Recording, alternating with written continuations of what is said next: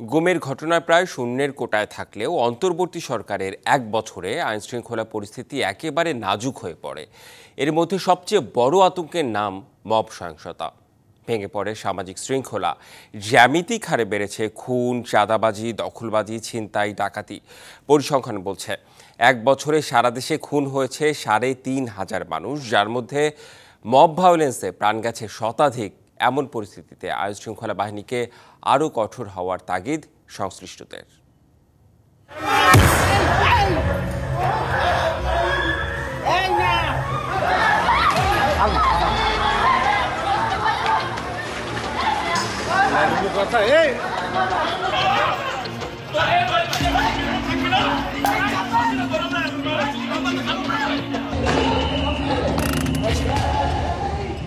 2024-এর 5ই August রাজনৈতিক পট পরিবর্তনের পর 3 দিন পুলিশ শূন্য থাকে দেশ।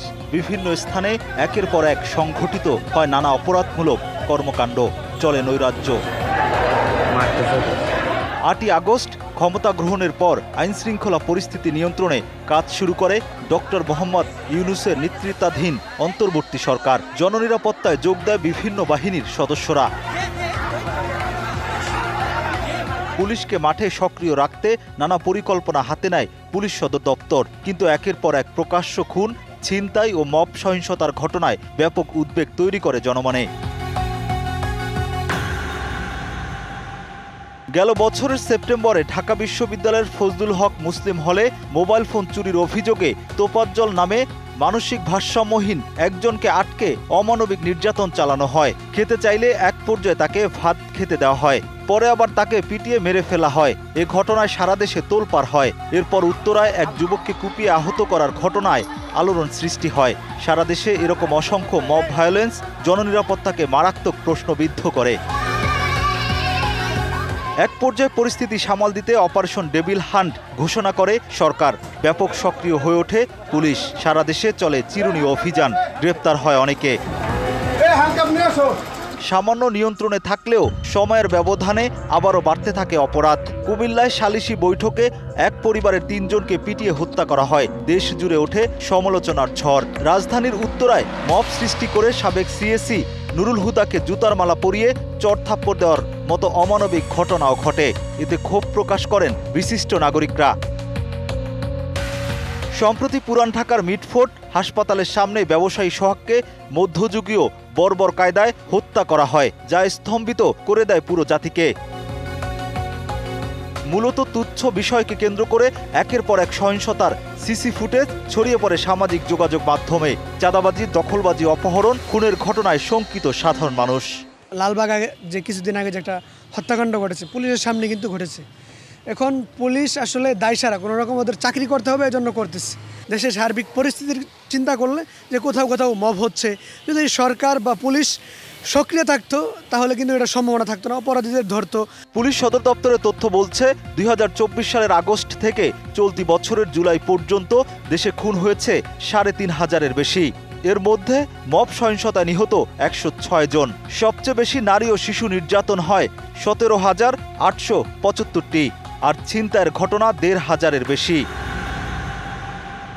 শিয়া বাটার ও ভিটামিন ই সমৃদ্ধ লিলি হালাল বিউটি সোপ, তারুণ্যময় উজ্জ্বল ত্বকের জন্য। অন্তর্বর্তী সরকারের এক বছরে আইন শৃঙ্খলা পরিস্থিতি নিয়ে সবচেয়ে বেশি হতাশ ও ক্ষুব্ধ জনসাধারণ। সরকারের এক বছর হয়েছে ঠিক, কিন্তু আসলে আইন শৃঙ্খলার তেমন উন্নতি হয় নাই বললেই চলে। পুলিশের অভ্যন্তরীণ যতগুলো বিষয় আছে উপর মহল থেকে নিচে যারা আছে তাদেরকে জবাবদিহিতামূলক একটা প্রক্রিয়ার মধ্যে দিয়ে যেতে হবে, তাহলে হয়তো কিছুটা উন্নত হতে পারে। যদিও স্বরাষ্ট্র উপদেষ্টার দাবি, অপরাধ দমনে কাউকে ছাড় দেওয়া হচ্ছে না। এই আমরা যে সময় এই দায়িত্ব নেই, সেই সময় আমাদের এই পুলিশ বাহিনীর পরিস্থিতি কী ছিল, অন্যান্য বাহিনীর অবস্থাটা কী ছিল এবং দেশের অবস্থাটা কী ছিল, ওই থেকে কি উন্নতি হয়েছে কি হয় না, এটা আপনারা বলেন, আপনারা আগে বলেন, এই প্রশ্নের উত্তরটা দেন। বাট আমাদের যে একটা কাঙ্ক্ষিত যেরকম একটা উন্নতি হওয়ার কথা, হয়তো আমরা অতটুকু উন্নতি করতে পারিনি। কিন্তু কোনো কিছুতেই আশ্বস্ত হতে পারছে না জনগণ। জননিরাপত্তার নাজুক অবস্থার কথা জানান তারা। ডাকাতি হইতেছে, ছিনতাই হইতেছে। রিসেন্টলি আমার এলাকাতে দুইটা ডাকাতি ঘটনা ঘটছে। তো সর্বোপরি বলা যায় যে আসলে এখনও পুলিশ সেভাবে তাদের যে ট্রাস্ট বা তাদের যে কার্যকলাপ সেটা আর কি আমাদেরকে আশ্বস্ত করতে পারতেছে না তারা, যে নিরাপত্তা দিতে পারতেছে। দেশ চালাইতে গেলে এতটা নরম হয়ে বা এতটা উদার হয়ে আসলে দেশ চালানো যায় না। তো অপরাধীদের বিষয়ে শক্ত হাতে তা দমন করতে হবে, যেমন দুর্নীতি, চাঁদাবাজ, তারপরে ধরেন ওই যে চাঁদা চাইতে গেলে চাঁদা না দেওয়ার ফলে সোহাগের মতো অনেক মানুষকে হত্যা করা, এই বিষয়গুলো, পাশাপাশি নারীরা রাস্তাঘাটে নিরাপত্তা বোধ না করা, এই বিষয়গুলোর ক্ষেত্রে সরকারকে আরেকটু বেশি কঠোর হস্তে এই যে দুর্নীতিগুলা বন্ধ করতে হবে আর কি। আইনশৃঙ্খলা পরিস্থিতি উন্নত করতে পুলিশি মনোবল বাড়ানোর দিকে নজর দেওয়ার তাগিদ দেন সাবেক আইজিপি। এইবারকার সাথে অন্যান্য সময়কার পার্থক্য হচ্ছে এবার একটা বিরাট রকমের পরিবর্তনের পরে এটা হতে যাচ্ছে, এবং যেখানে মূল দায়িত্ব পালন করে যারা, তাদের একটা মনোবলের সমস্যা আছে। অতএব এটা কাটিয়ে ওঠা মানে অসম্ভব না, কিন্তু কষ্টকর। আর সেনাবাহিনী তো আছেই সাপোর্ট হিসাবে। অতএব এটাই করে মনে হয় আমার না ইলেকশনের দিনে খুব একটা বড় ঝামেলা হবে না। অল্প কিছু সবসময় হয়, সব ইলেকশনে হয়। পুলিশকে সার্বক্ষণিক মাঠে থেকে জননিরাপত্তায় কাজ করার পরামর্শ অপরাধ বিশেষজ্ঞদের। বর্তমান সরকারের 1 বছরের আইনশৃঙ্খলা পরিস্থিতি নিয়ে পুলিশ সদর দপ্তরের সঙ্গে বারবার যোগাযোগ করা হলেও তারা কোনো বক্তব্য দিতে রাজি হননি।